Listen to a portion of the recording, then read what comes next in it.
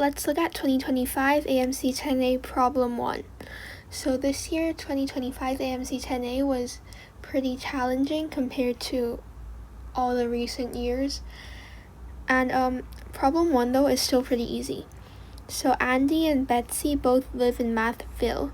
Andy leaves Mathville on his bicycle at 1:30, traveling due north at a steady 8 miles per hour. Betsy leaves on her bicycle from the same point at 2:30, so 1 hour later, traveling due east at a steady 12 miles per hour. At what time would they be exactly the same distance from their common starting point? Okay, so this is like a really simple algebra problem. Let's say Betsy travels for X hours until they are the exact same distance from the starting point. So Betsy travels 12x miles, right? What about Andy? Andy leaves 1 hour earlier, and he travels at 8 miles per hour, so that's basically 8 more miles, so that's 8 plus 8x. So what you get, 4x is 8, x is 2, so Betsy travels for 2 hours until we get this same distance thing. So the answer is just 2:30 plus 2 hours, which is 4:30.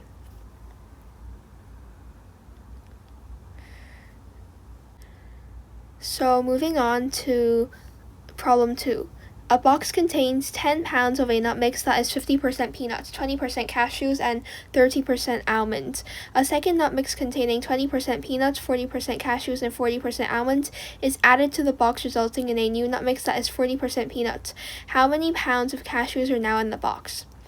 We first assume there are X nuts in the second nut mix. So what this means is that for the 20% of peanuts, because we know that in the end the new nut mix has 40% peanuts in it, so we're going to list an equation based on the percentage of peanuts in each nut mix, right? So we're only going to focus on the peanuts. So a second nut mix contains 20% peanuts, so that's basically 1/5x, right? What about the first nut mix then? The first nut mix has 10 pounds. We'll assume there's X pounds of nuts in the second nut mix. There's 10 pounds of nut mix in the first mix. So 50% of that is 5 pounds of peanuts. And this over the total should be 2/5 because that is 40%. The total is 10 pounds plus X. So again, we solve this equation, which is pretty simple to do, right? Multiply by 5. So we have X plus 25. And then we multiply the other side by 10 plus X. So 20 plus 2X. So what this gives us is that X is 5. So we have 5 pounds of nuts in the second nut mix. Okay, what does the question actually ask us? How many pounds of cashews are now in the box? So from the first nut mix, there are 20% of cashews out of 10 pounds. So that's 2 pounds, right? From the second nut mix, which has 5 pounds, we have 40% of cashews, so 2/5. So 2/5 times 5 is 2. So we have 4 pounds of cashews. So the answer is just B. Okay, moving on to problem 3. How many isosceles triangles are there with positive area whose side lengths are all positive integers and whose longest side has the length 2025? So to solve this problem, we have to consider 2 types of isosceles triangles here. One where 2025 is the base, and one where 2025 is one of those equal sides. Okay, so first, when 2025 is the base. So obviously, for a triangle problem, that is a problem 3, we're probably going to use the triangle inequality. And what that basically is the sum of 2 sides in a triangle is always going to be greater than the third side. Okay, so we assume that so we know the longest side is 2025. So the sum of the 2 shorter sides which are both equal, so 2a should be greater than 2025. Okay, what this means is that our side A should be greater than 1012.5, but obviously it says here that these side lengths are positive integers, so A is greater or equal to 1013. Okay, so aren't there infinite cases for A then?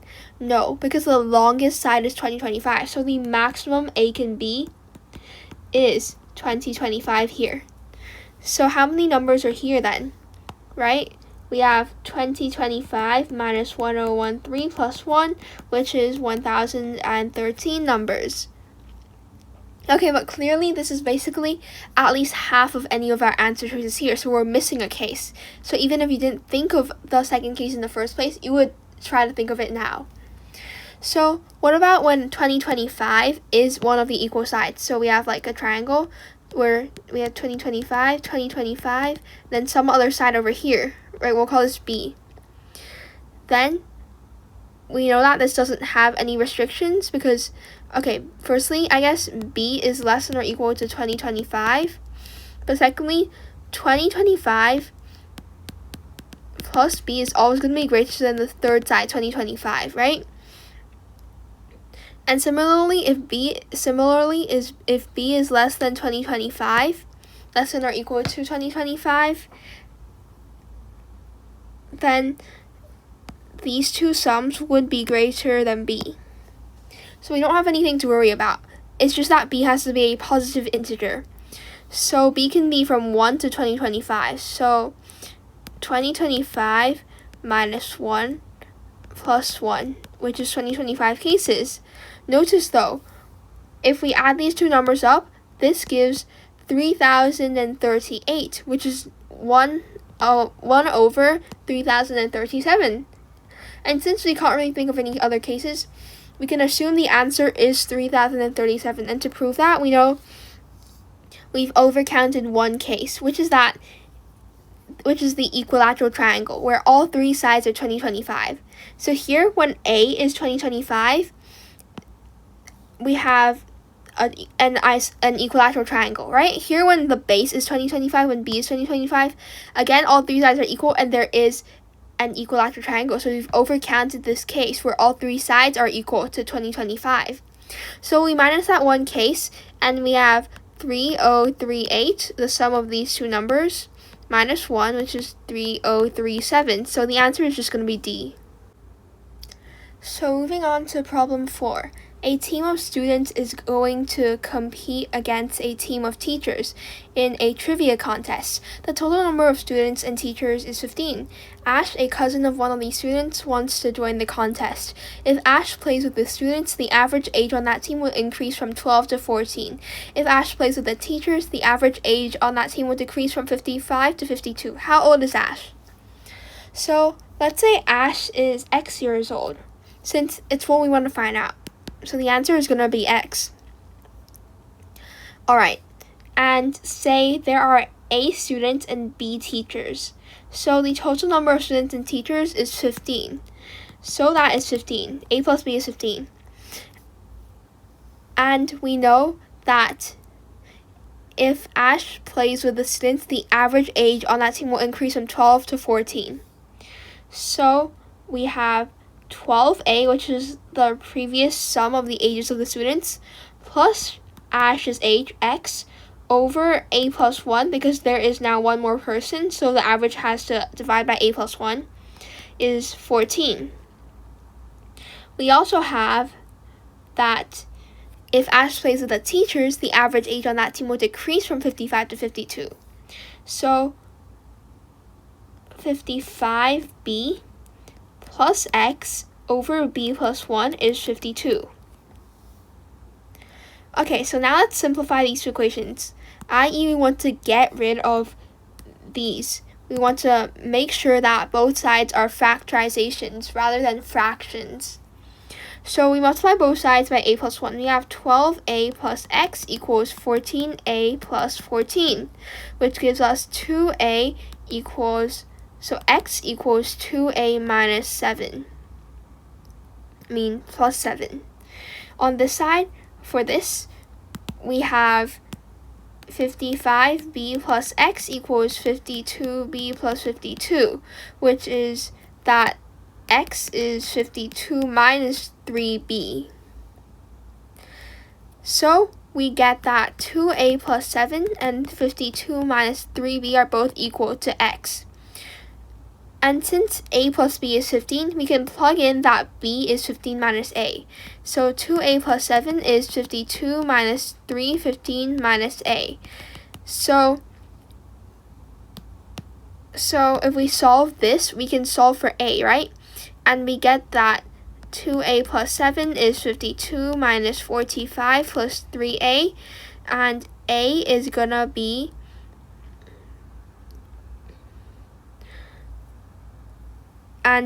wait, my bad. Here, this is 2a plus 14.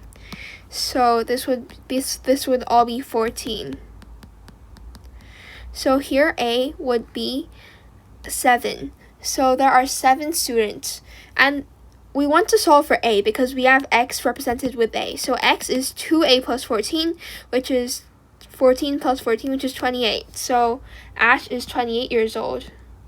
So the answer is A. Moving on to problem 5. Consider the sequence of positive integers. The sequence here. What is the 2025th term in this sequence? Okay, so to solve this problem, we're probably going to have to find some pattern in the sequence. So we notice that we have 1, 2, and then it goes down to 1, 2, 3, 2, 1, and it goes up again, 2, 3, 4, 3, 2, 1, etc. Okay, so how do we define this pattern, right? How do we define it such that we know the 2025th term of the sequence?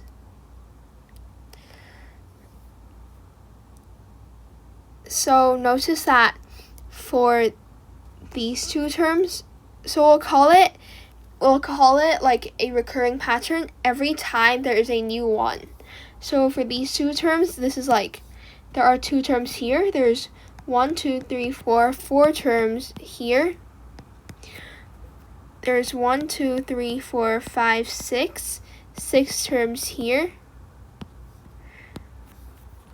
So like that, we're grouping it like this before every one. And then here there's gonna be 8 terms. Here there's 10 terms, etc. Okay, so the problem's pretty clear now. 2 plus 4 plus etc. all the way to 2n, right? What n makes this entire thing just slightly greater or equal to 2025? So you want to find a minimum value of n for this to work. So then we use our formula, right? We have 2 plus 2n over 2 times n terms, which is greater or equal to 2025. So this gives us n plus 1 times n is greater or equal to 2025, right? And we know 2025 is 45 squared. So n has to be 46. So n has to be 45, right? So we have 46 times 45, which is greater or equal to 2025. So n is 45. So this means that the last pattern like this in our entire sequence has 2 n terms, which is 90 terms, right? Okay, so next problem here then in this question is that what is the peak number in each of these patterns? Like, how do we define this? Notice from the first few terms that this is basically, so if there are 2k terms in this pattern, then we have 2k, so then this number would be 2k over 2 plus 1, which is just k plus 1.